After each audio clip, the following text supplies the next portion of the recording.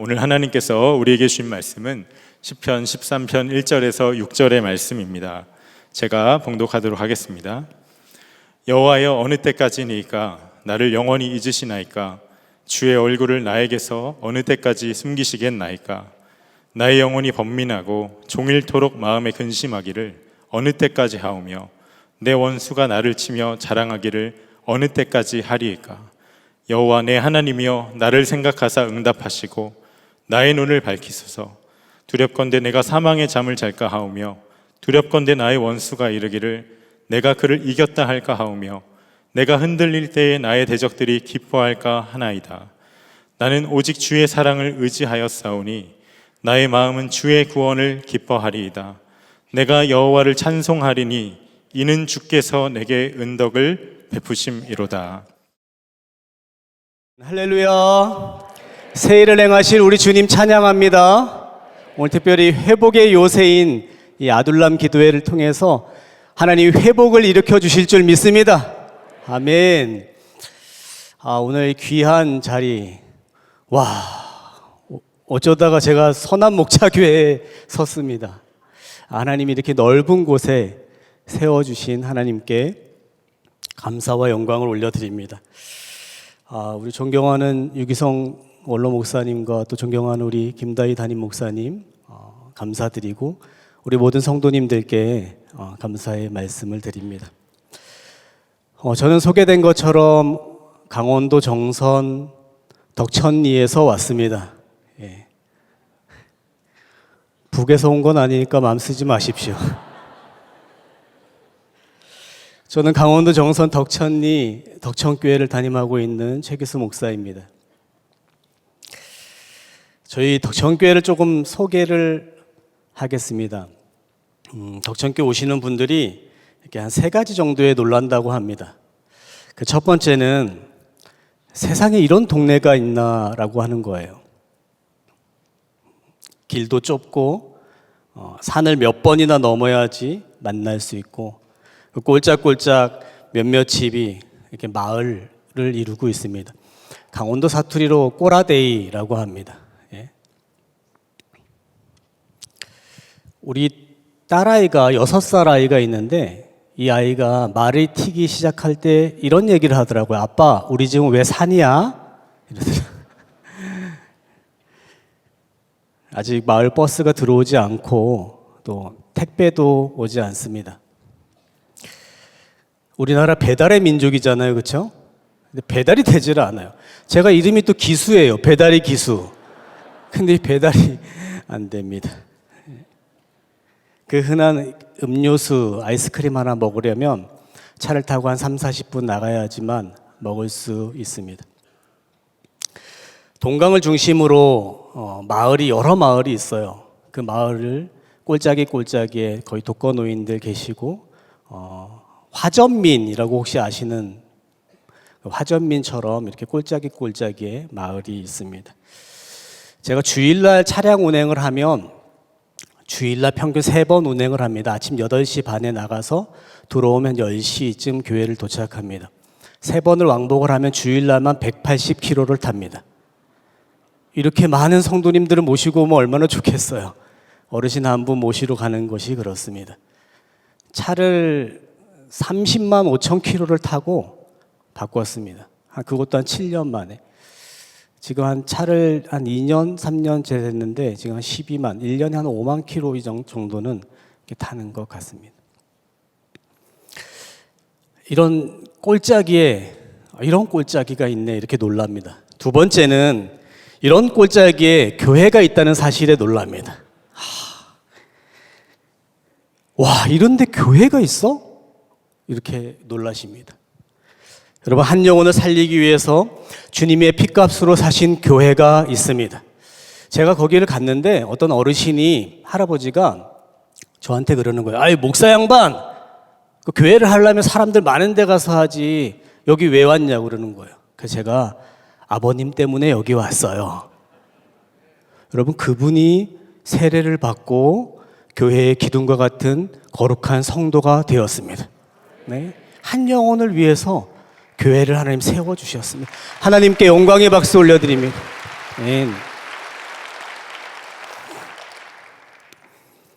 세 번째는 이런 꼴짜기에 교회가 있는데 그것도 이렇게 잘생긴 목사님이 더 이상 하면 안 되겠어요. 네, 젊은 목회자가 목회하고 있다는 사실에 놀라기도 합니다. 여러분, 하나님의 꿈은 꾸는 것이고 하나님의 비전은 품는 것이며 하나님의 사명은 행하는 것이고 하나님의 사역은 즐기는 것입니다. 저는 제가 쓴 책 부름받아 나서니 몸 어디든지 가오리다 그 프롤로그에서 이렇게 정의했습니다. 여러분, 하나님의 꿈은 꾸는 것입니다. 어떠한 상황과 형편일지라도 여러분, 하나님의 꿈을 꾸시는 저와 여러분 되시기를 축복합니다. 여러분, 그러면 하나님이 말씀으로 하나님이 비전을 심어주십니다. 여러분, 비전은 품는 것입니다. 날마다 하나님의 꿈을 꾸고 하나님이 주시는 말씀을 통해서 비전을 품으십시오. 그러면 하나님이 사명, 미션을 주십니다. 여러분, 미션, 이 사명은요, 행하는 것이죠. 근데 사명은 말로만 하는 것이 아니라 여러분, 사명은 목숨 거는 것입니다. 고린도전서 4장 1절 2절 말씀에 그리스도의 일꾼 또 하나님의 비밀을 맡은 자에게 구할 것은 뭐라고 했습니까? 충성이라고 하였습니다. 그리고 20절 말씀에 하나님 나라는 말에 있지 아니하고 오직 능력에 있음이라. 하나님의 말씀하셨으면 목숨 걸고 행하는 것입니다. 그 사명을 이루는 동력은 기도입니다. 우리에게 주신 사명이 하나님의 능력이 되는 것은 기도하는 만큼 능력으로 역사되는 줄 믿습니다. 지금 어렵고 힘든 가운데 계십니까? 여러분, 기도를 통해서 여러분 하나님의 일하심을 보는 은혜가 있기를 축복합니다. 하나님이 역사하시는 것입니다. 일을 행하시는 여호와, 그것을 만들며 성취하시는 여호와, 너는 내게 부르짖으라, 내가 내게 응답하겠고 내가 알지 못하는 크고 은밀한 일들을 내게 보이리라. 아멘. 그렇죠. 여러분, 그 사명 가운데 마지막 사역은 즐기는 것입니다.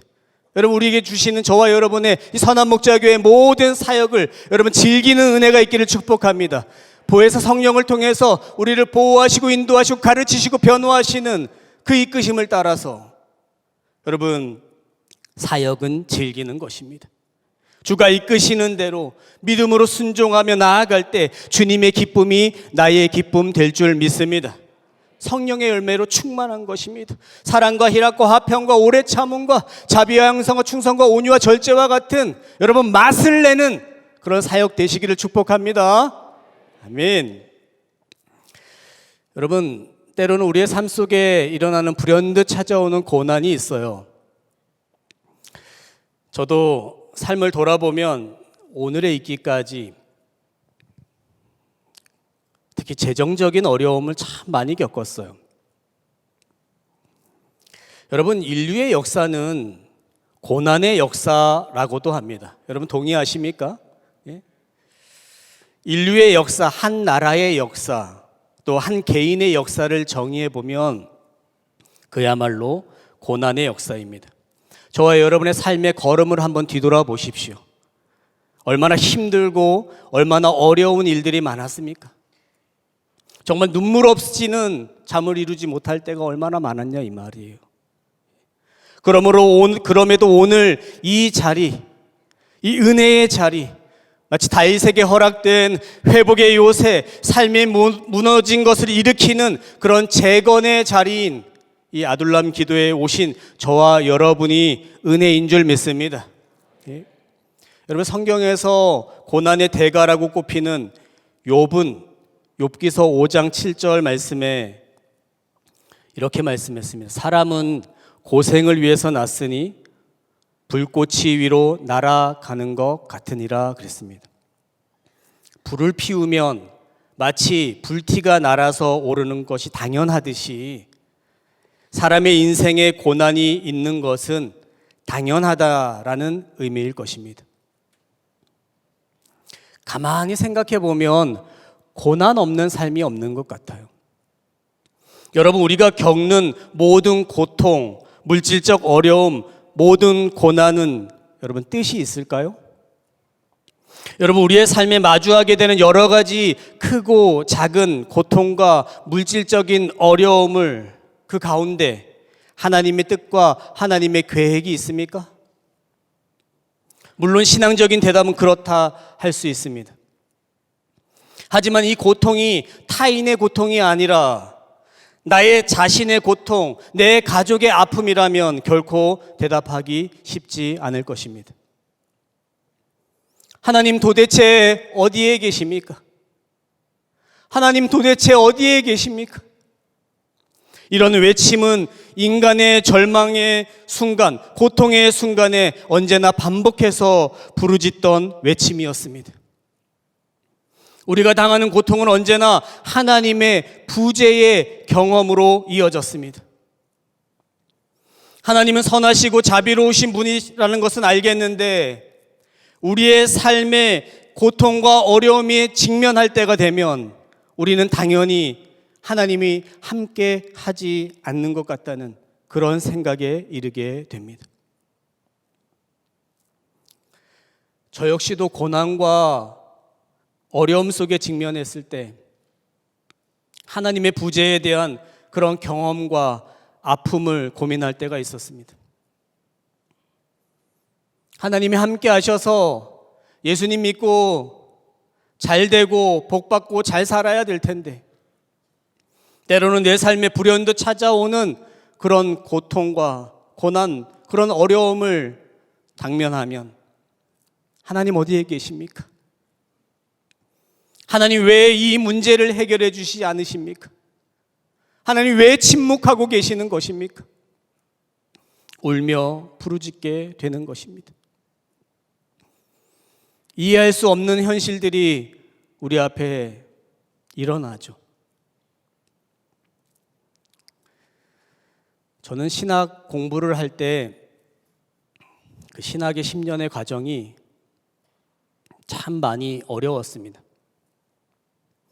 그때마다 저는 이런 질문을 했습니다. 하나님께서 저를 주의 종으로 부르셨다면 왜 이런 고난, 물질적 어려움에 내버려 두십니까? 매일매일 내일 벌어질 일들을 근심하게 하고 불안과 걱정, 두려움 속에 방치하고 계시는 것입니까? 내가 믿고 의지하는 전지전능하신 하나님, 이 문제를 해결해 주셔야 되지 않겠습니까? 매일매일 기도하며 저녁마다 기도굴에 가서 그 몇십만 원 하는 기숙사비조차 없어서 사람 한 명 들어갈 수 있는 그 기도굴에서 1년을 버티며 살았습니다. 저는 32살에 하나님이 부르심을 받았습니다. 하나님 주권적으로 저를 불러주셔서 모든 가정, 어린 아이들 다 버려두고 신학을 입학을 했습니다. 저는 저의 부르심 그 말씀이 너무도 강렬해서 갈라디아서 2장 20절 말씀, 우리가 잘 아는 말씀이죠. 내가 그리스도와 함께 십자가에 못 박혔나니 그런즉 이제는 내가 사는 것이 아니요 오직 내 안에 그리스도께서 사시는 것이라. 이제 내가 육체 가운데 사는 것은 나를 사랑하사 나를 위하여 자기 자신을 버리신 하나님의 아들을 믿는 믿음 안에 사는 것이라. 아멘. 저는 당시 상당히 심각한 죽음의 위기에 처해져 있었습니다. 결혼을 하고 나서 얼마 안 돼서부터 출혈이 생기는 거, 장출혈이 생겨서 한 8년 동안 이 고통을 당하니까요. 나중에는 서 있을 수조차 없는 거예요. 빈혈 수치가 13, 남자 성인이 13, 14 이 정도가 최하 수치인데 제가 5, 6 수혈을 받지 않으면 서 있을 수가 없는 때가 있었어요. 그래서 결국은 한 8년이 지속이 되니까 살도 쫙 빠지고 서 있을 조차 없는 거예요. 수술을 앞두고 있었는데, 장을 절제하는 수술을 앞두고 있었는데 뭐 어느 집회를 가게 됐어요. 다 말씀드릴 수 없지만 그날 밤에 하나님이 이 말씀을 주셨어요. 나는 오늘 죽었다. 내가 다시 사는 것은 나를 사랑하사 나를 위하여 자기 자신을 버리신 하나님의 아들 그 예수 그리스도를 위해 사는 삶 되어야 되겠다. 주를 위해 살아야지. 여러분, 그런데 그렇게 간절히 주님 앞에 부르짖고 기도하였더니 하나님이 고쳐주셨습니다. 여러분, 하나님이 그날로 고쳐주신 것 같아요. 제가 지금까지 수술을 안 했어요. 지금까지. 여호와의 눈은 온 땅을 두루 감찰하사 전심으로 자기에게 향하는 자들에게 능력을 베푸시는 줄 믿습니다. 여러분, 절실하면 자세가 달라집니다. 여러분, 간절해 보세요. 간절하면 태도가 달라지는 것입니다. 오늘 여러분 절실함, 간절함으로 이 자리에 오신 줄 믿습니다. 여러분, 자세가 다르고 태도가 달라지는 것입니다. 그리고 결단하고 신학을 갔습니다. 당시에 초등학교 아이들 2명, 아이들을 다 버려두고 모든 가정의 일을 아내한테 전담하고 신학교를 32살에 입학을 했어요. 저의 인생에 정말 한 치 앞도 내다볼 수 없고 정말 어찌할 바 모르는 그런 때가 있었어요. 그 10년의 시간을 지나왔어요. 세상의 기준 잣대로 보면 정말 무모해 보이는 것 같아요. 미친 거 아니야? 이런 소리 얼마나 많이 들은지 몰라요. 아이들은 어리고 소득은 없고 아내가 그 당시에 일을 해서 한 달에 뭐 100여만 원 받는 그 월급을 가지고 10년을 버텼어요. 생활비도 없고 학자금도 없고 아무것도 없었어요. 자라나는 아이들을 보면 당장이라도 그만두고 돈을 벌러 가야 되는 거 아닌가, 그런 생각이 매일매일 찾아왔어요. 주위에 따가운 시선들도 너무 부담되는 거예요. 하나님이 부르셨다면 왜 저를 이렇게 어렵게 하십니까? 그렇게 호소하고 매일매일 눈물과 기도할 뿐이었어요. 사역을 마치고 학교에 공부하러 올라가는 그 현실이 너무 힘들었어요. 매 학기마다 재적 통보 받는 게 일이었고, 등록을 못하니까 교수님들한테 그 출석부에 가서 등록 못했습니다. 가등록하는 것이 일이었습니다. 여러분, 근데 그때마다 하나님 주시는 은혜가 저를 버티게 하였습니다. 한 번은 제가 주일 사역을 다 마치고 올라가야 되는데 기름값이 없는 겁니다. 단돈 몇만 원이 저도 없고 아내도 없고, 오히려 올라갈 때면 한 주간 아이들하고 잘 살아, 잘 있으라고 하면 생활비라도 줘야 될 텐데, 아내도 애들하고 버스비가 없어가지고 애들하고 40분을 걸어 다닌다는 거예요. 집에 있어도 해결책이 안 돼서, 방법이 없어서 여보 나 갔다 올게 하고 그냥 무작정 출발했습니다. 당시 교회에서 제공해 준 그 이스타나 봉고차, 그거를 타고서 무작정 올라가는데 고속도로의 한복판에서 기름에 앵꼬불이 들어온 거예요. 더 이상 가면 고속도로 한복판에 차가 쓸 것 같은 거예요. 그래서 그 밤에 11시가 넘은 그 밤에 여주 휴게소를 들어갔어요. 여주 휴게소에 들어가서 그래도 불빛이 있는 곳에다가 차를 세워두고 보니까 제 자신이 너무도 한심한 거예요. 여러분, 벼랑 끝에 서 보셨어요? 벼랑 끝에 선 절망감을 여러분 느껴보셨어요? 어쩌면 오늘 이 자리에 이런 절망감, 벼랑 끝에 서서 이 절망감 속에 계신 분들도 있을 것이에요. 여러분, 벼랑 끝에 서면요, 아무도 없어요. 나를 도와줄 것 같은 그 누군가도 아무도 없어요. 내가 할 수 있는 게 아무것도 없어요. 그저 절망 속에서 서 있는 나만 보여요. 여러분, 이럴 때는 기도도 나오질 않아요.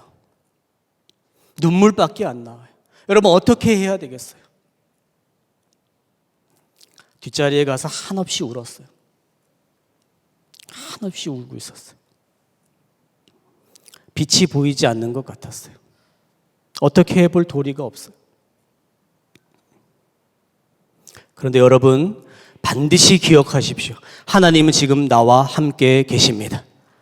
하나님이 함께 계시는 거예요. 여러분, 한참을 울고 있는데 그때 누군가 차를 이렇게 두드리는 거예요. 차를. 제가 막 울고 있는데 차를 두드리는 거예요. 그래서 이렇게 보니까 어느 중년의 여성이었어요. 저는요, 지금 그분, 지금 한 15년이 넘은 지금 이 상황에도 그분 딱 보면 딱 알아볼 수 있어요. 얼마나 강했는지. 예? 그 새롭게 하소서를 보고, 였나요? 하여튼 새롭게 하소서를 보고 연락을 주셨더라고요. 제가 그런 일이 있었다고.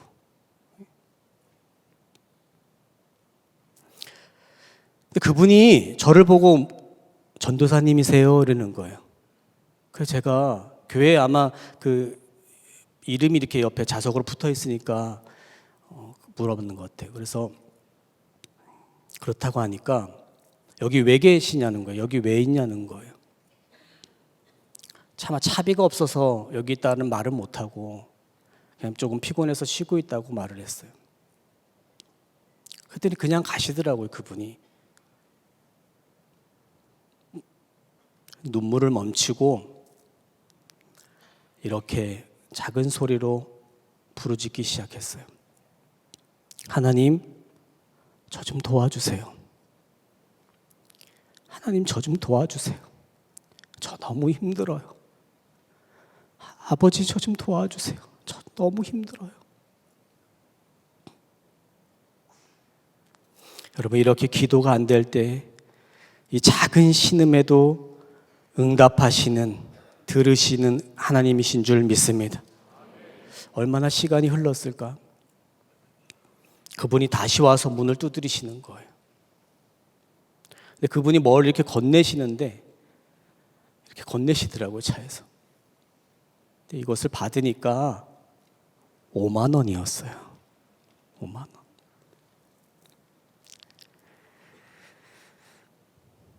제가 그 돈 5만 원을 받아 들고 새벽 동이 틀 때까지 울었어요. 하나님이 나를 지금 보고 계시는구나. 하나님, 도와주세요. 저 너무 힘들어요. 라고 말했던 그 작은 신음. 하나님이 이 기도를 들으셨구나. 여러분, 벼랑 끝이라 여기던 그 순간은 하나님의 도우시는 시간인 줄 믿습니다. 여러분, 그리 시냇가에서 좌절해 있는 엘리야에게 까마귀를 통해서 하나님 먹이셨던 그 하나님이 지금 나의 하나님 되신 것입니다. 그 5만 원은요, 500만 원, 5천만 원보다 더 귀하고 값진 돈이었어요. 그래서 다시 일어날 수 있었고, 그래서 다시 버틸 수가 있었어요. 그 5만 원을 가지고 4만 원 기름을 넣고 1만 원 가지고 왕복, 그때 양지 톨게이트까지 왕복 5,200원 하는 통행료를 내고 났더니 기름이 딱 떨어지더라고요. 신학이 10년 너무도 길었어요. 제가 뭐 이런 어려움들도 가지고 계신 분들 많을 거예요.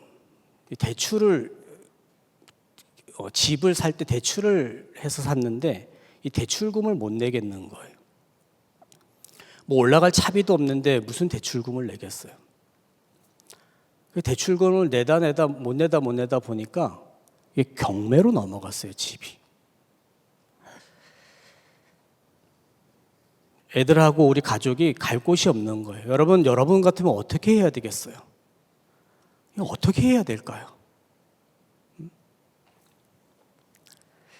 버틸 대로 버티다 보니까 집을 낙찰받으신 분이 이사 비용 70만 원 줄 테니까 이사 나가라고 하는 거예요.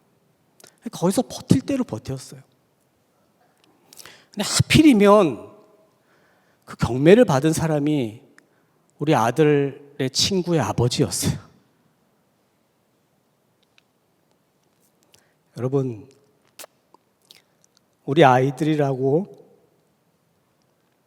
왜 이런 상황 몰랐겠습니까? 왜 우리 아들이라고 왜 창피한 게 없었겠습니까? 한 번쯤 아빠, 하나님 살아계신 거 맞아? 왜 반문하고 싶지 않았겠습니까? 그런 상황에도 여전히 공부를 하러 가야 되는 그런 상황이 너무 힘들었습니다. 결국 아는 지인에게 500만 원을 빌려달라고 했습니다. 300만 원. 300만 원을 빌릴 계획을 하고 철탑길 옥탑방에 300에 30만 원 하는 월세를 계약을 했습니다. 이삿날 그 70만 원 주는 걸 가지고 이삿짐을 꾸렸어요. 포장이사 할 돈도 없어서 아내하고 울며 불며 그 이삿짐을 쌌습니다. 근데 이삿짐을 거의 다 쌌을까요? 그 300만 원 철두같이 빌려주기로 했던 그분이 전화를 한 거예요. 300만 원 못 빌려주겠다는 거예요.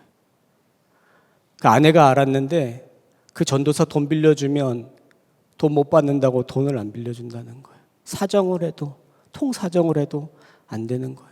전화를 끊어버리셨어요.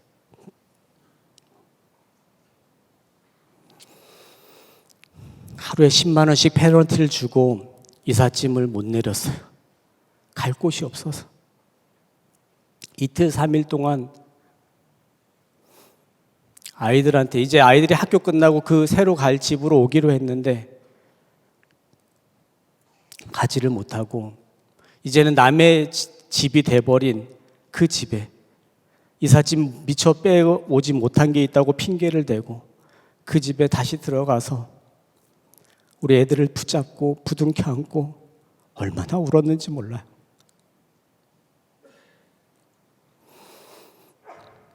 현실이 너무 절망적이었어요. 하던 사역도 못하게 되었어요. 교육전도사 사역을 하게 됐는데 사례비 얼마씩 받고 찬양 인도도 하고 중고등부 담당을 했는데 할렐루야! 하나님은 살아계십니다! 이 말을 못하겠는 거예요. 내 자신을 보면 아무것도 없는 것 같은 거예요. 아이들한테 가르칠 수가 없는 거예요. 누구에게도 말할 수가 없는 거예요. 사역도 그만두었어요. 여러분, 지금은 이렇게 하나님이 하셨습니다. 이렇게 넓은 곳에 하나님 세우셔서 이렇게 간증할 수 있지만 여러분, 그 상황은 정말 쥐구멍이라도 있으면 들어가고 싶은 심정인 거예요. 아무것도 할 수가 없는 심정인 거예요. 그렇게 힘들게 공부를 했어요. 학교 다니면서 안 해본 게 없어요. 화장실 청소. 그 32살에 만학도로 들어가가지고 뭐 기숙사 청소, 뭐 총학생회 원우회장, 뭐 사생회장, 감투랑 감돈도 다 써봤어요. 전액 장학금 받으려고. 근데 지금요, 여러분 돌아보면 그때가 제 인생에서 정말 가장 소중하고 정말 하나님과 정말 긴밀하고 밀접하게 교제하고 하나님의 보호신과 은혜를 가장 많이 경험했던 때인 것 같아요. 하나님과 호흡하던 때. 그 10년의 광야를 마치고 간 곳이 덕천 교회였어요. 덕천. 저는 덕천교회를 갈 때 이 10년의 가정을 버틴 이유가 뭐겠어요, 여러분? 아내하고 저희가 뭐 정말 이 10년을 버틴 이유, 하나님의 그때그때 주시는 은혜도 있었겠지만 마침내 이 가정이 끝나면 더 좋은 곳에, 하나님이 사례 걱정 안 하고 어떤 환경 걱정 안 하는 그런 곳에 하나님 세워주실 거야, 이런 소망 아니었겠어요? 그렇죠? 어쩌면 그랬을 것 같아요. 제가 10년을 버티면서 나중에 이런 생각을 했어요. 야, 하나님이 이 가정을 맞춰지면 적어도 돈 걱정 없이 사례비 받으면서 목회할 수 있도록 하나님이 해주실 거야. 아내도 친정집이 예수를 믿지 않는 가정인데 저 소리 아빠 미친 거 아니야?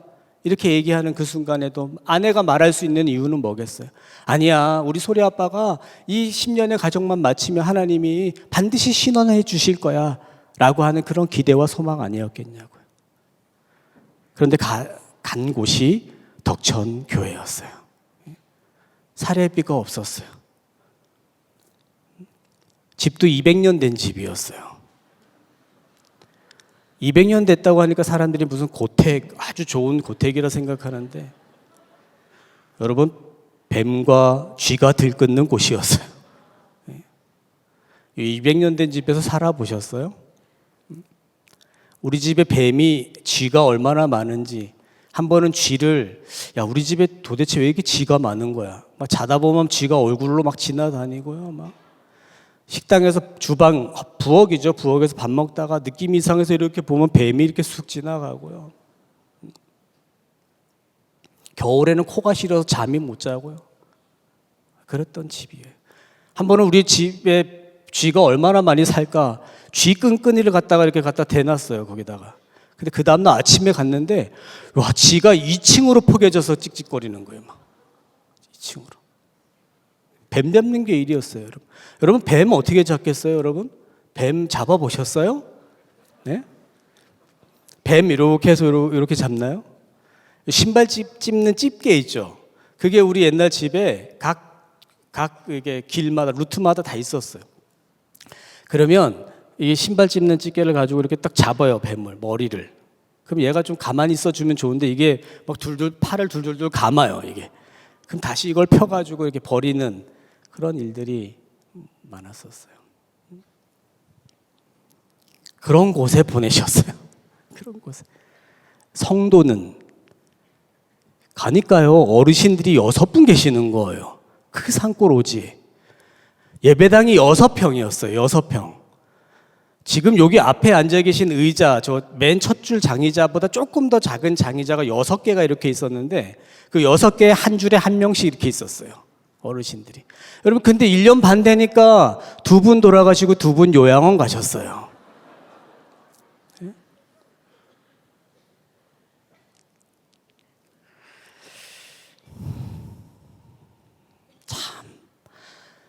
너무 힘들었어요. 근데 여러분, 이런 어려움들 모든 것 하나님이 아시는 줄 믿습니다. 여러분, 이 모든 문제는 다 하나님이 아시는 것입니다.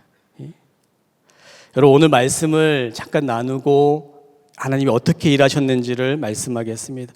여러분, 오늘 읽은 본문의 말씀을 보면 여러분, 이 말씀을 통해서 하나님의 위로와 은혜를 경험하시기를 축복합니다. 오늘 이 본문의 말씀 다윗이 쓴 시예요. 다윗이 쓴 시인데 우리는 이 성경을 통해서 다윗이 겪은 고난을 짐작할 수는 있지만 오늘 이 다윗이 어떤 배경에서 어떠한 상황에서 어떤 이유로 이 시를 썼는지는 알 수는 없을 것 같아요. 사울에 의해서 쫓기는 때일 수도 있고 또 아둘람 굴에서 숨어 있을 때도 있었고 또 자신의 아들 압살롬을 피해서 도망할 때도 있었고 블레셋으로 도망해서는 정말 죽음의 위기 가운데서 침을 질질 흘리고 미친 척을 해서 그 상황을 모면할 때도 있었던 것 같아요. 아니면 정말 심각한 질병으로 인해서 정말 죽음을 직면할 때도 있었던 것 같아요. 여러분, 분명한 것은 지금 임박한 죽음에 대한 공포로 인해서 정말 벼랑 끝에 선 다윗이 지금 엄청난 고통 가운데 있는 상황은 분명해요. 여러분, 그런데 우리가 주목해야 하는 것은 이러한 고통 가운데 있는 다윗의 태도예요. 태도, 자세. 여러분, 원문에 보면 우리가 읽은 본문 1절, 2절에서 총 4번의 질문을 하고 있어요. 중요한 것은 이 4번의 질문 모두가 같은 문구로 시작하고 있다는 거예요. 오늘 말씀의 제목과 같이 여호와여 어느 때까지니까예요. 언제까지입니까? How long? 언제까지? 여러분, 1절에 여호와여 언제까지 나를 영원히 잊으시나이까? 주의 얼굴을 나에게서 언제까지 숨기시겠나이까? 2절에 나의 영혼이 번민하고 종일토록 마음에 근심하기를 언제까지 하여야겠습니까? 내 원수가 나를 치며 자랑하기를 언제까지 하여야겠습니까? 여러분이 다윗이 언제까지라고 하는 질문의 이유가 무엇일까요? 다윗은 지금 나에게 찾아온 고난의 이유, 고난의 원인에 대해서는 관심이 없어요. 왜 이런 고난이 나에게 생겼는지 대해서는 관심이 있는 것이 아니라 다윗은 지금 하나님의 부재, 하나님이 침묵하고 있는 데에서만 지금 질문하고 있는 거예요. 여러분, 시편을 연구해 보면 어찌하여 왜 라는 시작하는 문구들이 많이 있잖아요. 그런데 그 질문들, 그 문구들은 다 고통의 원인이 아니라 하나님 어찌하여 나를 잊으셨나이까? 어찌하여 주의 얼굴을 가리십니까? 어찌하여 우리가 당하는 고난과 압제를 잊으셨나이까? 이런 질문들인 거예요. 여러분, 고통의 현실 속에서 침묵하고 계시는 것처럼 보이는 그 하나님에 대해서 지금 질문을 던지고 있는 거예요. 다윗은 고통의 원인이 아니라 침묵하고 계시는 하나님에 대해서 부르짖고 있는 거예요. 그런데 우리의 주된 관심은 뭐예요? 우리의 관심은 어디에 있습니까? 왜 나만 겪는 고통이냐고. 왜 제가 이런 고통과 어려움을 겪어야 되겠습니까? 왜 나에게 이런 시련을 주십니까? 우리는 고난의 원인, 고난의 이유를 찾게 되죠. 여러분, C.S. 루이스라는 신학자가 이렇게 말했잖아요. 고통은 귀먹은 세상을 향해 소리치는 하나님의 메가폰이다 그랬습니다. 오늘날 우리가 겪고 있는 이 고난과 고통이 어쩌면 귀먹은 세상, 말씀이 닫혀있는 세상, 진리가 가려진 세상을 향해 소리치시는 하나님의 메가폰일 수도 있다는 것입니다. 그래서 우리는 하나님 앞에 자복하고 회개해야 하는 줄 믿습니다. 그렇다면 오늘 우리가 이런 고통과 고난에 대해서 어떻게 반응해야 하겠냐 이 말이에요. 여러분, 당하는 물질적인 어려움, 재정적인 어려움 속에서 우리가 어떻게 반응해야 하고 어떻게 태도를 가져야 할까요? 오늘 말씀이 그 말씀을 자세하게 말씀하고 계시는 것입니다. 저는 어렵고 힘들 때마다 이 말씀을 붙들고 기도하고 하나님이 주신 확신 가운데 다시금 일어설 수 있었던 것입니다. 여러분, 다윗은 1절, 2절에 나타났던 4가지 언제까지, 어느 때까지 해야겠습니까? 라고 하는 탄식에서 벗어나 하나님께 3가지의 기도를 드렸음을 볼 수가 있습니다. 여러분, 3절 말씀 한번 보겠습니다. 3절 말씀은 이렇게 말씀해, 다 같이 한번 읽습니다. 시작.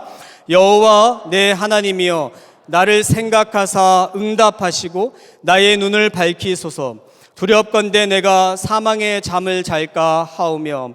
여러분, 기억하십시오. 첫 번째 간청은 나를 생각하사입니다. 원문에 보면 이 말은 나를 봐주옵소서 이 뜻입니다. Look at me. 나를 봐주십시오. 다윗은 자신을 외면한 하나님, 자신으로부터 얼굴을 숨기신 그 하나님이 자신을 봐달라고 간청하고 있는 것입니다.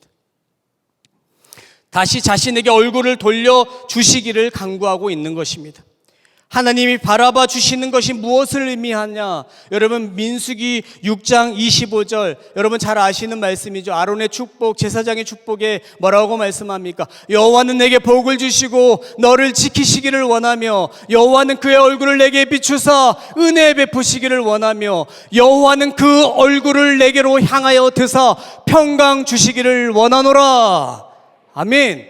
여러분, 하나님의 얼굴을 내게 비추는 그 순간 은혜요 평강인 줄 믿습니다. 하나님이 바라보는 그 자체가 은혜인 것입니다. 오늘도 그 어려움 가운데 하나님이 나를 보고 계신다는 사실을 기억하십시오. 여러분, 은혜요 평강인 것입니다. 하나님의 얼굴을 다시 마주함으로 인해서 하나님의 은혜를 경험하시는 저와 여러분 되시기를 축복합니다. 두 번째 간청입니다. 하나님, 저에게 응답해 주십시오. 여러분, 응답이라고 하는 것은 하나님의 은혜에 기반한 하나님의 긍정적인 답변인 것입니다. 여러분, 하나님의 은혜로 우리에게 답변해 주시는 거예요. 앞서서 다윗은 어느 때까지, 언제까지 이 네 번의 질문에 대해서 하나님 정확하게 응답해 달라고 구하고 있는 것이에요. 여러분, 저와 여러분의 물질적인, 재정적인 어려움 속에 여러분 정확하게 구하시고 응답해 주옵소서 기도하시기를 바랍니다. 모든 문제의 답은 하나님 앞에 있습니다. 세 번째 간청이 무엇입니까? 나의 눈을 밝혀 주옵소서입니다. 다윗은 오직 하나님의 은혜에 의해서만 자신이 회복될 수 있다는 사실을 알고 하나님께 도움을 구했다는 사실입니다. 단순히 신체적인 회복을 위한 기도는 아닐 것입니다. 여기서 눈을 밝히다, 이 원어의 표현은 다윗이 쓴 다른 시를 보면 잘 알 수 있어요.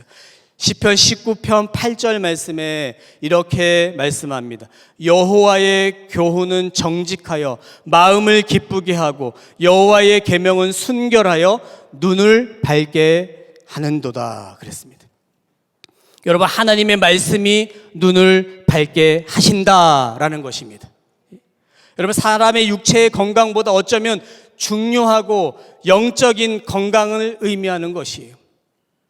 여러분, 하나님의 말씀으로 그의 영적인 눈이 밝아져서 하나님을 바로 인식하고 하나님을 바로 직시하고 하나님과 철저하고 친밀한 관계를 회복하고자 하는 기도인 것입니다. 여러분, 오늘 다윗의 모습을 통해서 우리가 삶에 이해할 수 없는 고통을 당할 때 어떠한 태도를 가져야 하는지 오늘 분명히 말씀하고 있습니다. 저와 여러분, 재정적으로 어려움 속에 있을 때 여러분 기억하십시오. 왜 나에게 주시는 고통입니까? 왜 나만 이런 고통을 당해야 합니까? 라고 탄식하지 마시고, 그런 질문이 아니라 하나님, 나를 바라봐 주옵소서. 하나님, 얼굴을 나에게 향하여 주옵소서. 하나님, 은혜와 평강을 경험케 하여 주옵소서. 하나님, 저에게 응답하여 주옵소서. 나의 영혼이 열려서 영적인 눈이 밝아져서 하나님과 친밀한 교제를 경험케 하여 주옵소서. 이런 기도가 저와 여러분의 간절한 기도 되시기를 주님의 이름으로 축복합니다. 저와 여러분의 일생에 불현듯 닥치는 그런 고통과 어려움이 있다면 이 고난을 어떻게 대해야 하겠습니까? 오늘 다윗과 같이 하나님께 매달려야 하는 줄 믿습니다. 하나님의 일하심을 기대해야 합니다. 저와 여러분, 모든 어려움 속에서 하나님의 얼굴을 구하고 영적인 회복이 일어나 하나님의 친밀한 교제로 인해서 하나님의 은혜와 평강으로 충만해 주시기를 주님의 이름으로 축복합니다. 다윗이 그렇게 기도했더니 여러분, 그 기도는 이런 확신이에요. 여러분, 5절, 6절 이런 확신이 이어집니다. 5절, 6절 말씀을 우리 같이 한번 읽어볼까요? 시작. 나는 오직 주의 사랑을 의지하였사오니 나의 마음은 주의 구원을 기뻐하리이다. 내가 여호와를 찬송하리니 이는 주께서 내게 은덕을 베푸심이로다. 할렐루야. 아멘. 여러분, 고난 중에서도 느껴지는 그런 다윗의 확신이 느껴지십니까? 나는 오직 주의 사랑을 의지하였사오니 나의 마음은 주의 구원을 기뻐하리이다. 내가 여호와를 찬송하리니 이는 주께서 내게 은덕을 베푸심이로다. 이 확신의 이유는 반드시 하나님께서 내게 은덕을 베푸시는 신실한 하나님이신 줄 믿기 때문인 줄 믿습니다. 여러분, 하나님은 신실하신 하나님이십니다. 약속하신 대로 반드시 이루시는 하나님이신 것입니다. 지금 당하는 고난이 있으십니까? 물질적인 어려움, 재정의 위기가 있으십니까? 그 일들로 인해서 신앙의 매너리즘에 빠져 계십니까? 하나님은 반드시 우리의 기도를 응답하시고 우리를 일으켜 회복시켜 주실 줄 믿습니다. 문제를 넘어 오직 주님께만 소망을 두시는 우리 사랑하는 저와 여러분 되시기를 축복합니다. 저는 이렇게 10년을 과정을 마치고 이 말씀 속에 매 순간순간마다 확신을 가지고 하나님 주시는 은혜의 말씀을 가지고 덕천리를 갔습니다. 아까 말씀드렸죠? 그런 환경적인 어려움이 있었어요. 그런데 전도가 더 힘들었어요. 버스도 안 다니고 택배도 오지도 않으니까 샤머니즘이 너무 강한 거예요. 마을 중앙에 나무 하나에서 막 구슬하고 있진 않나? 선앙당에서 죄를 비우진 않나? 전도를 하러 가면요, 목사하고 말하면 부정탄다는 거예요. 2024년에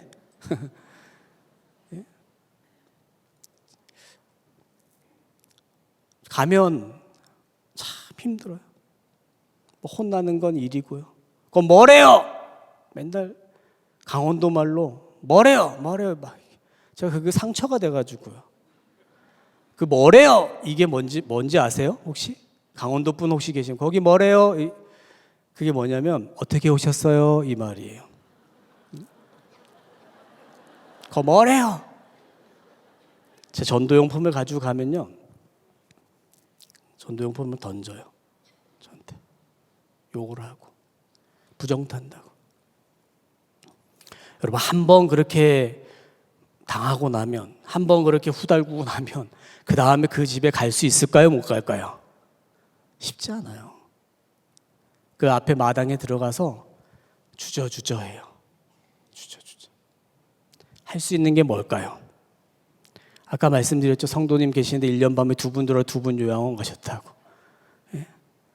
재정이 1년 예산 690만 원이 전부였어요. 한 달에 선배 목사님이 여기저기 해가지고 5만 원, 10만 원 도와주신 게 한 달에 60만 원 정도로 생활했는데 심야 전기 보일러가 한 달에 68만 원씩 나왔어요. 전기세가. 뭐 생활 어렵죠. 전도가 안 되는 거예요. 할 수 있는 게 뭘까요? 매일매일 이 강제상에서 울며불며 기도하는 것뿐이 없어요. 울며불며 하나님, 저를 여기 세우셨는데 하나님, 저는 어떻게 사역을 해야 되겠습니까? 어떻게 해야 되겠습니까? 매일 울며 기도했어요. 하나님 근데 마음을 주시더라고요. 하나님, 예수님께서 부활하신 예수님이 제자들에게 나타나셔서 이렇게 질문하셨죠. 내가 나를 사랑하니 내 양을 먹이라. 너 나를 사랑한다고 말했니? 내 양을 쳐줘. 너 나를 사랑한다고 말했니? 내 양을 먹여줘. 그 말씀으로 제가 내 삶이 그들의 삶이 되고 그들의 삶이 내 삶이 되는 그 목양의 방향을 잡았어요. 그래서 찾아가기 시작했어요. 혼나도 찾아가고 욕먹어도 찾아가고 매일매일 가가지고 하는 게 뭐냐면, 전도 복음도 전하지만 하는 게 뭐냐면 빨래해주고 청소해주고 어르신들이 이불 갖다 가서 이불 빨아다 갖다 주고 그러니까 보이기 시작하는 거예요. 뭘 해야 될지. 그래가지고 보니까 영양실조 온 거예요. 어르신들이. 혹시 시골 목사 전원일기를 다큐멘터리를 보신 분들이 있을지 모르겠는데 거기 보면 나오잖아요. 그래서 반찬 사역을 시작했어요. 반찬을 해가지고 그분들 가서 나눠주는 사역을 했었어요. 그래가지고 반찬 사역하고 또 올해도 11월 달에 500포기 김장을 했어요. 42가정, 52가정 나눴어요. 첫 해예요. 2018년도 제가 부임해가지고 어떤 할머니가 그러더라고요. 이제 목사 바뀌었으니까 김장 안 주겠네 이러더라고요. 제가 도전을 받아가지고 아니요, 무슨 얘기를 하세요? 제가 김장 드릴게요. 그래가지고 김장을 했는데 그때 당시엔 도울 사람도 없고 그러니까 아내하고 저하고 400포기 김장을 했어요. 둘이서. 얼마나 힘든지. 뱃속에 아기가 있는 줄 모르고. 예?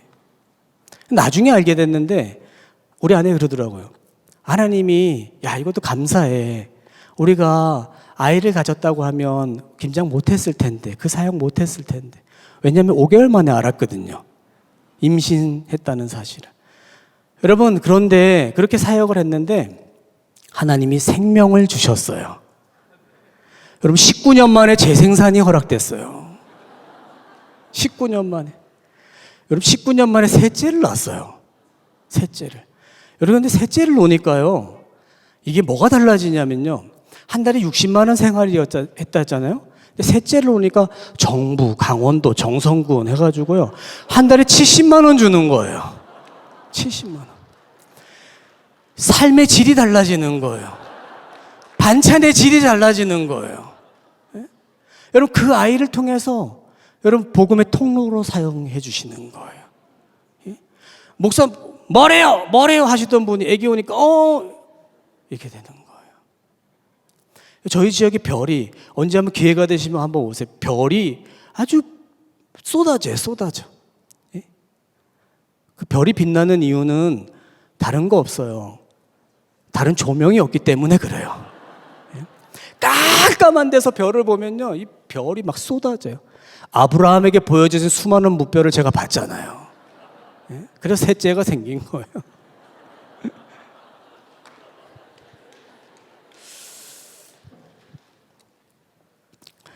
그렇게 견뎠더니 하나님 셋째를 허락하시고 그 아이들 그때 그렇게 어려워 삐뚤어질 만도 한 아이들 여러분 돌아보니 하나님이 하시더라고요. 지금 그 어려움들은 다 하나님이 하실 줄 믿습니다.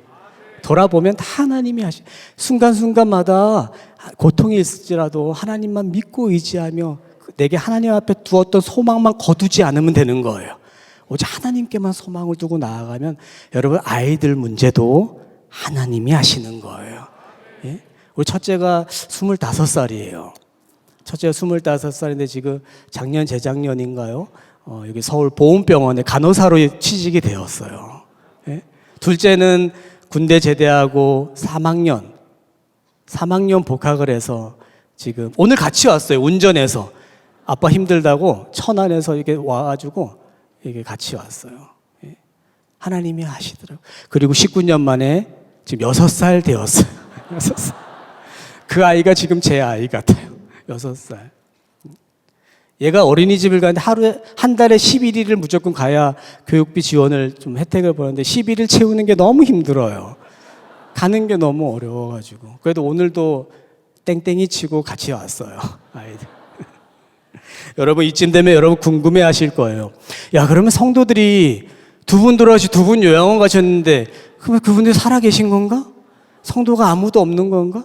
200년 된 집이라고 했는데 200년 된 집 그거 어떻게 됐지? 여러분 매주 35명, 40명 예배 드리고 있어요. 할렐루야. 하나님이 하시는 거예요. 목사 양반 거기 왜 여기 왔어 하시던 분들 세례 받고요. 여러분 한 영혼이 주께로 돌아오는 거 영적 싸움인 거예요.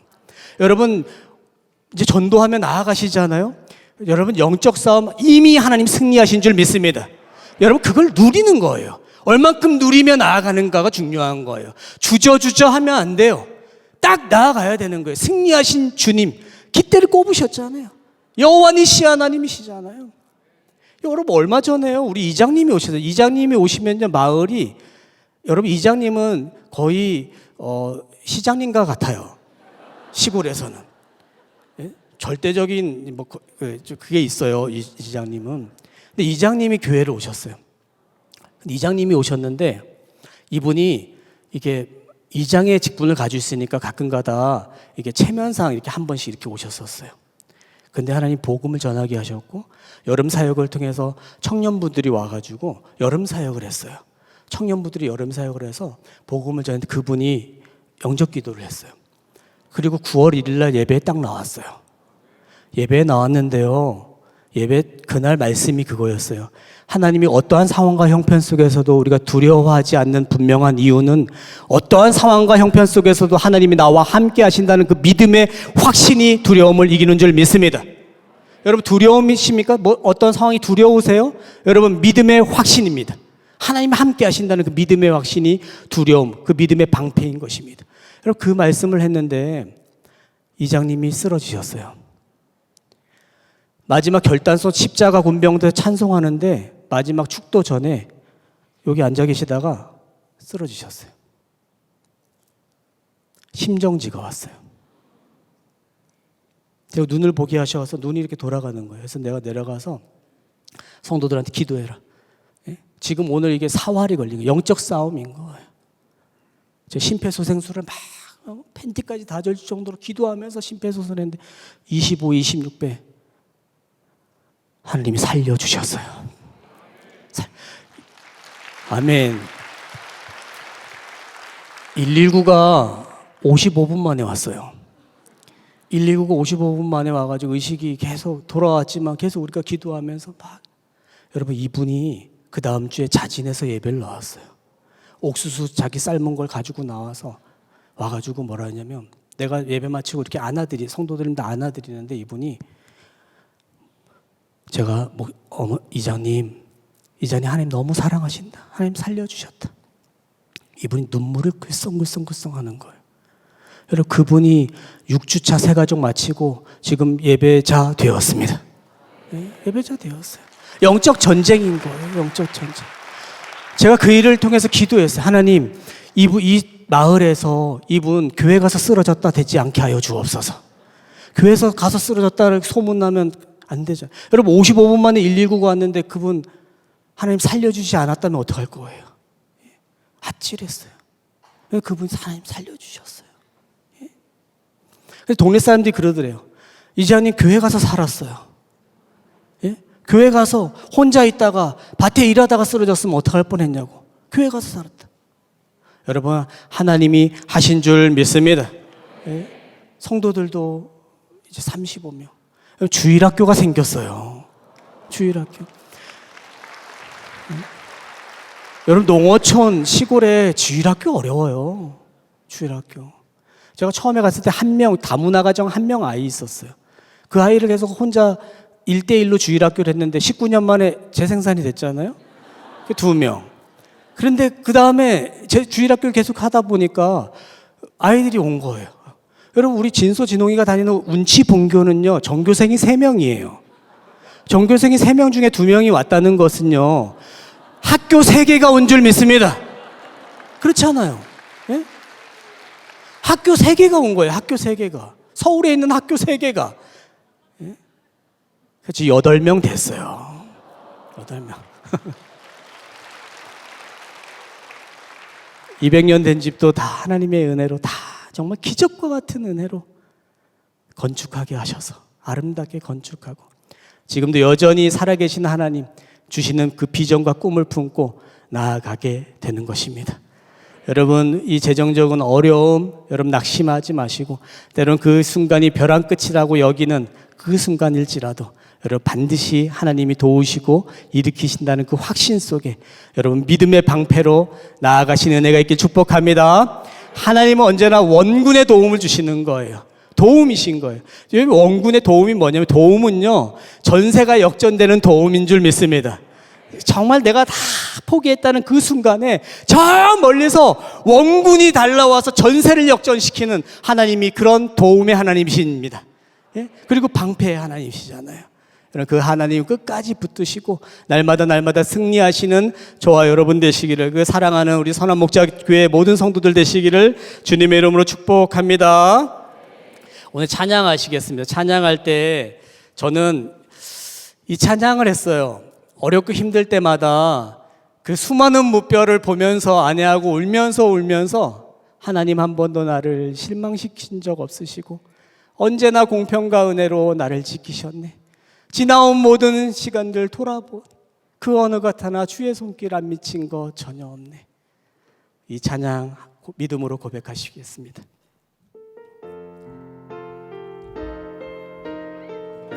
하나님 한 번 더 나를 하나님 한 번 더 나를 실망시킨 적 없으시고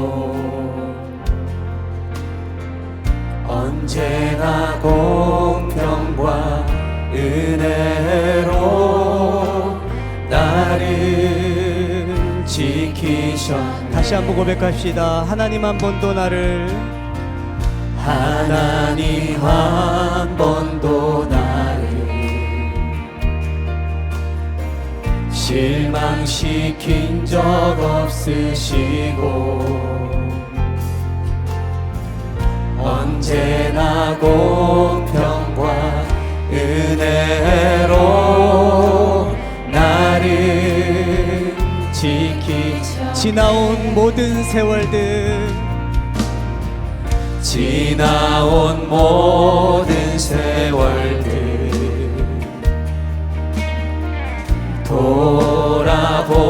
돌아보아도 그 어느 것 하나 주의 손길 안 미친 것 전혀. 오 신실하신 주님, 오 신실하신 주, 오 신실하신 주, 내 너를 떠나지도 않으리라. 내 너를 버리지도 않으리라. 약속하셨던 주님, 그 약속을 지키사 이후로도 영원토록 나를 지키시리라. 손을 높이 들고 오 신실하신 주님, 오 신실하신 주, 오 신실하신 주, 내 너를 떠나지도 않으리라. 내 너를 버리지도 않으리라. 약속하셨던 주님, 그 약속을 지키사 이후로도 영원토록 나를 지키시리라. 확신하네. 한 번 더 고백합시다. 오 신실하신 주님, 오 신실하신 주, 오 신실하신 주, 내 너를 떠나지도 않으리라. 내 너를 버리지도 않으리라. 약속하셨던 주님,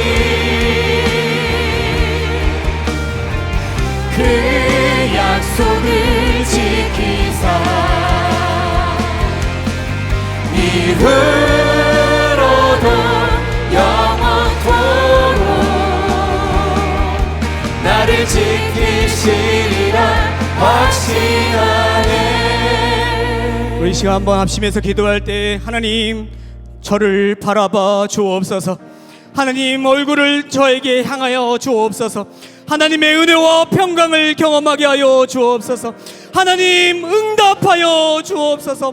하나님 영적인 눈이 밝아져서 하나님의 친밀한 교제를 경험케 하여 주옵소서. 우리 주여 한번 부르고 기도합니다. 주여. 아버지 하나님, 오 신실하신 주, 주여. 신실하신 주 내 너를 떠나지도 않으리라 내 너를 버리지도 않으리라 약속하셨던 주님 그 약속을 지키사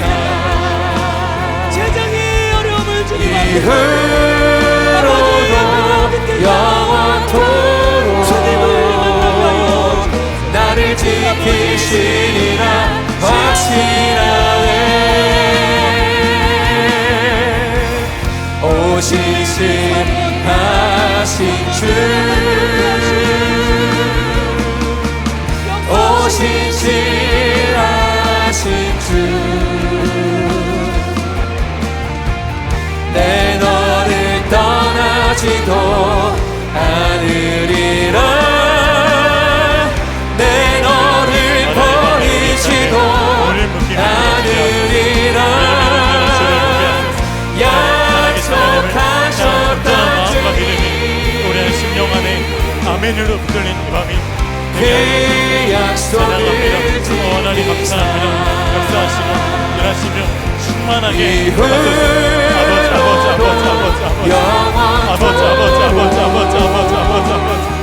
나를 지키시리라 하나님 찬양합니다. 여러분 혹시 이 자리에 재정의 묶임으로 인하여서 벼랑 끝에서 절망하는 분이 있으십니까? 세상은 너무도 부자가 되고 싶어하고 가난은 죽기보다 싫다고 하지만 주님을 믿는 성도는 풍부에도 처할 줄 알고 가난에도 처할 줄 아는 자들임을 믿습니다. 그것은 우리가 세상 가장 부유하신 공급자 우리 주 예수 그리스도 안에 있기 때문입니다. 이 시간 우리 함께 기도할 때 하나님께서 이미 우리에게 주실 수 있는 가장 좋은 것을 어떠한 부족함 없이 주셨음을 믿으면서 간구하십시다. 주님, 나의 눈을 열어 주님을 보게 하여 주옵시고 나의 형편을 뛰어넘는 감사함의 믿음을 허락하여 주시옵소서. 나의 궁핍함과 부족함을 주목하지 아니하고 어떤 값으로도 매길 수 없는 주 예수님이 나와 함께 하심을 믿음으로 붙들게 하여 주옵시고 이미 주신 가장 큰 복을 누리는 그 믿음, 현실을 뛰어넘는 믿음을 내게 허락하여 주시옵소서. 그리하실 주님의 이름을 한번 부르짖고 합심하여 기도하겠습니다. 주여, 주님의 나라와 뜻이 나의 삶 속에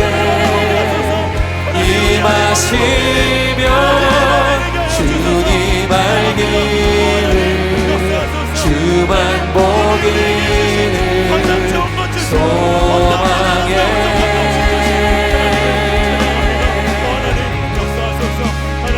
거룩히 살아가 힘과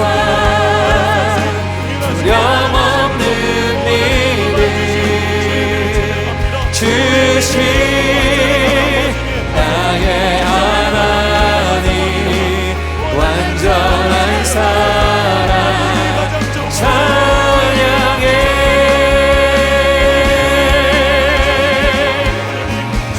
주님의 나라와 뜻이 나의 삶 속에 임하시며 주님 알기를 주만 보기를 소망해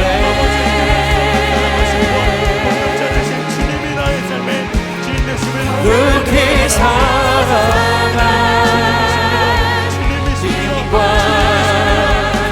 두려움 없는 믿음 주신 나의 하나님 완전한 사랑 완전히 내 것이 되게 하여 주소서. 찬양합니다. 우리 이어서 기도할 때 강단 앞으로 나와서 기도할 분들은 기도하시기 바랍니다. 또한 목사님들께 안수기도 받기 원하시는 분들 기도 제목 적은 후에 나오시면 기도 받으실 수 있겠습니다. 우리 한 번 더 기도할 때 이제는 우리의 형편과 처지를 누구보다 잘 아시는 우리 살아계신 주님께 정말 살아있는 믿음으로 우리의 입을 열어 간구하기를 원합니다. 주님, 나의 또한 우리 가정에, 우리 기업에 모든 재정의 막힘을 열어 주시옵소서. 모든 재정의 묶임이 주 예수님으로 인하여 풀어지는 은혜를 주가 진행하여 주시옵소서. 재정의 부담과 짐이 거두어지고 이제는 누르곤 대로 차고 넘치게 부어주셔서 하나님의 일을 막힘없이 할 수 있는, 하나님이 나를 위해 강물과 같이 흘려보낼 수 있는 살아계신 하나님의 복의 근원된 통로로 쓰여지게 하여 주시옵소서. 주님의 이름을 세 번 부르짖고 합심하여 기도하겠습니다. 주여, 주님의 나라 뜻이 나의 삶 속에 임하시며 주님 알기를 주만 보기를 소망해.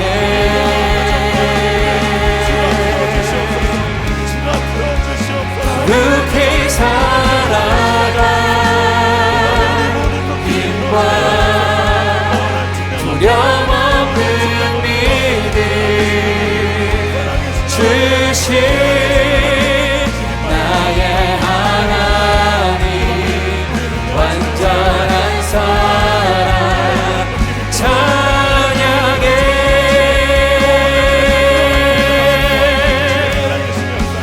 주님의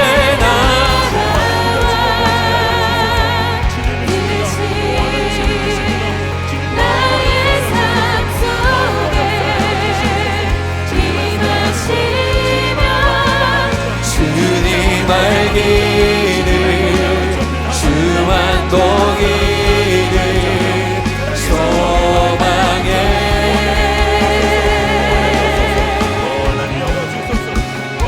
거룩히 살아갈 힘과 두려움 없는 믿음 주신 나의 하나님 완전한 사랑 찬양해. 찬양하리 만군의 주 찬양하리 만군의 주 영원히 함께 하시네. 존귀하신 사랑의 왕 영원히 통치하시네. 찬양 찬양하리 만군의 주 영원히 함께 하시네. 존귀하신 사랑의 왕 영원히 통치하시네. 주님의 나라와 뜻이 나의 삶 속에 임하시며 주님 알기를 주만 보기를 소망해.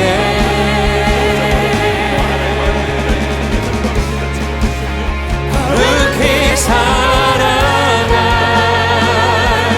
힘과 두려움 없는 믿음 주신 나의 하나님 완전한 사랑 찬양해. 주님의 나라와 뜻이 주님의 나라와 뜻이 나의 삶 속에 임하시며 살기를 주만 보기를 소망해